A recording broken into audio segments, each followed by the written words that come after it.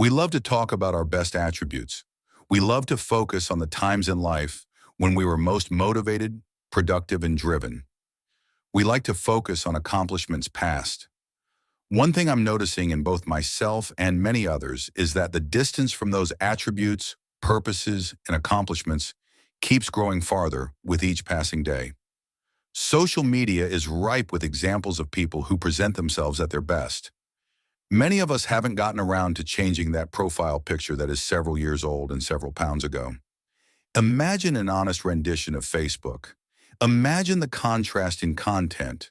Our interests, our aspirations, our job titles, our prestige, and our photo albums would likely be entirely different and much less flattering. Some aspects of the past are certainly defining and worth being proud of. Take those who have so proudly served our country. Their honor is well-deserved, and there's no doubt that they are shaped substantially by it. Still, their service is not the sum of their identity as a whole. In general, too many of us are leaning on the favorable things of the past as if they're a crutch that justifies our shortcomings of today and our lack of purpose in tomorrow. Take the once thriving musician that used to see his or her name on marquees all over the place. They may have once taken the stage with music icons of the era. However, now booking a coffee house or restaurant is the sum of their adventures. Chances are they'll spend most of their time in conversation talking about who they used to be, the crowds they used to play for, and the money they used to make. The guy that was once a competitive bodybuilder or model will likely relive the glory days of his pursuit, though he now has a beer belly and a hairline resembling that of Ben Franklin. Identity can be a tricky thing. The fact is that we are not who we were. We're who we are in the given progression of time. The washed-up musician remains such as long as his focus is to the rear. Likewise, the aged ex-bodybuilder is now just a fat guy with stories and an ego that's tremendously outdated. What's my point?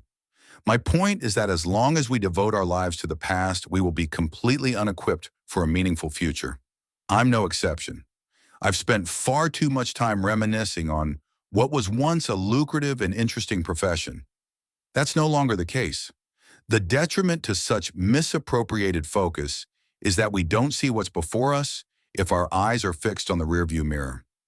Either we're going to miss the exits of future opportunity and purpose, or worse, have a collision with a detrimental force we never saw coming. Second, it's difficult, nigh impossible to display the perpetual thanksgiving we ought to have when we're looking back at what we might call better days.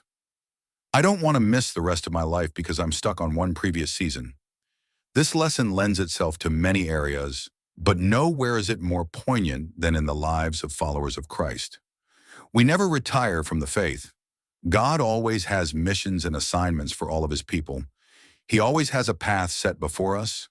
Unfortunately, it's one we often miss because we're resting in the identity of former self, rather than in that of children of God and recipients of his sanctifying progression. I was once a thriving professional musician. I was once in much better shape. My hair once inhabited more real estate on the top of my head. I once was the life of the party. That's no longer the case in many ways. We need to stop saying I was and start saying I am. If you're a child of God Most High, I am, will always trump I was.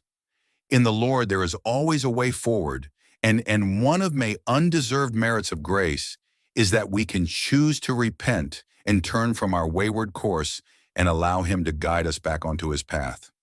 Where we are in him is infinitesimally better than anywhere we've previously been, because in Jesus we're assured the best is yet to come, regardless of the tests, trials, and tumults that may be purposed along the way.